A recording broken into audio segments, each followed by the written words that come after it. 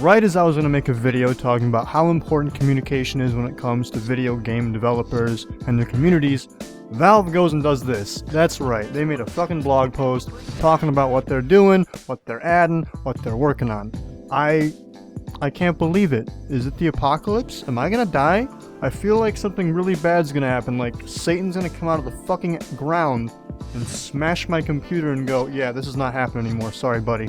There's something going on. Something has to be going on. Maybe the government stepped in, maybe Gaben doesn't have enough money to buy like sandwiches anymore, I don't know. All I know is Valve is finally doing shit and they're telling us what they're doing. That's amazing. If you haven't read it yet, you should probably go check the link in the description real quick. But basically, they're finally working on some changes to the matchmaking system, especially competitive matchmaking system. Now, I don't know all the details because they didn't give us all the details, but I'm not going to be too whiny about that because some communication is better than none, that's for sure. And they have talked about how they're going to be improving it, they're going to be changing it, they're working on some big things to make the ELO rating system more improved and more streamlined and better and all that other good stuff.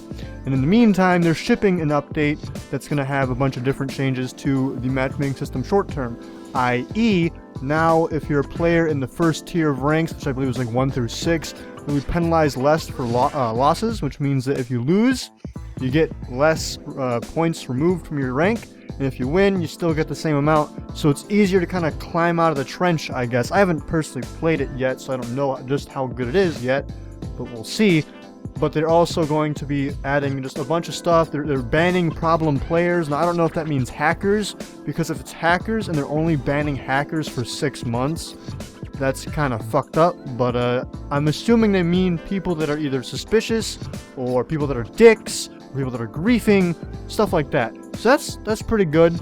I'm hoping that what they're going to do is they're going to try and make it similar to CSGO and Dota, which I believe that's what they're trying to do. It seems like that's what they're trying to do. They're also fixing and working on issues that involve the region system and poor connections.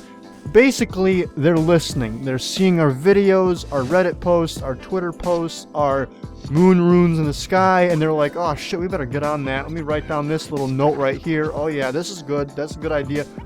I don't know about that one, Billy. That idea kind of sucks, but you know, this idea is pretty good. This one's okay. Not this one. No, not that one. No.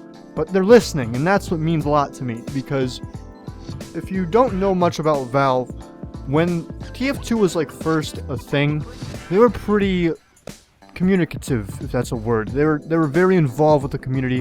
They would talk to us, they would release things for us, they would, you know, actively have people talking to the community and having the community talk back. Then they got to this weird point where they really liked only releasing new stuff via like ARGs and like weird ass like it was a lot less involved, and they kind of stopped talking to us as much. And then it got to a point where it seemed like Valve was near silent, and I'm starting to think that that may have been because of how hard they were working on Dota and CSGO, but you know, I don't work there, so I can only speculate, you know what I mean? But now that we're finally seeing this resurgence of communication, it gives me a lot of hope, because it means that Valve is listening. They're actively trying to make the game better, and with, you know, matchmaking and competitive being a thing now, we need that more than ever, and I'm glad that Valve is finally stepping up to do it. I don't know what exactly they're going to be doing with the rating system and the matchmaking, and maybe they're gonna add placement matches, maybe they're not. I don't fucking know. I have no clue. I would hope that's what they do, and if anyone from Valve ever sees this video, God forbid, maybe they'll do that. But you know, all I can hope is that they continue to work with us, the community. Obviously not do everything the community says, because there's plenty of stupid, dumbass ideas the community has had before. I know I've had plenty of stupid ideas in the past, so if they were to do everything the community said, that'd be pretty fucking stupid. But I'm pretty sure they're just, you know, listening to the community, taking in what's good, what's bad, considering all these different opinions, and working on what they see fit. And that's a pretty good way of going about it, honestly. You know, not letting the entire community voice shape everything, but to at least let some of the community influence come into the game Let the community tell you what's wrong, what's right. Honestly, I think what they should do is they should add like a similar feature to what a lot of games have right now, which is a public test realm or public test server. They have a Team Fortress 2 test client, if I'm not mistaken, that they can literally just put new updates on there so we can test them for them. But they haven't really used it in a while, so I don't know why they haven't, but they totally should, because that way we can give them feedback before it hits the actual official game, and it potentially makes them lose a bunch of players because they added something that wasn't good, or they added something that was OP, or what have you. So Valve, again, if you ever see this video, use that test client, brothers. It's good shit. Alright, it's good stuff. You should totally use the test client.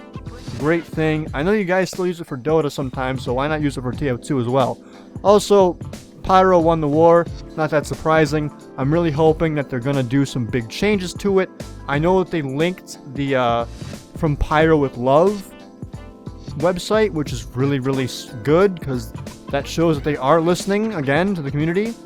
Because that's a bunch of high-level Pyro players all saying what they think needs to be fixed and what has to be changed about Pyro to make it a class that doesn't, well, suck. So, hopefully they listen to them, hopefully listen to us, and hopefully Valve just continues to communicate with us, because communication is so important when it comes to shit like this. You need to be very, very, very transparent when it comes to a game like this, especially at a time like this. Because if you're not, we're just going to assume that you're leaving us in the dark and you're not going to actually do anything to fix what you need to fix. And now they're finally saying, hey, we're working on it. I promise, we're doing it for you guys. We're not just sitting here with our thumbs up our asses. Our thumbs are placed on the space bar and our keyboards are being clacked away at. You have nothing to fear, and that means so much to me. And I know it means a lot to a lot of other people in this community, so thank you, Valve. If you ever fucking see this video again, God forbid, thank you for actually doing stuff and talking to us. We really do appreciate it, and we hope to see more of it from you. Anyways, that's all I want to talk about right now. Thank you all so much for listening to me. I love you so much. GG. Peace the fuck out.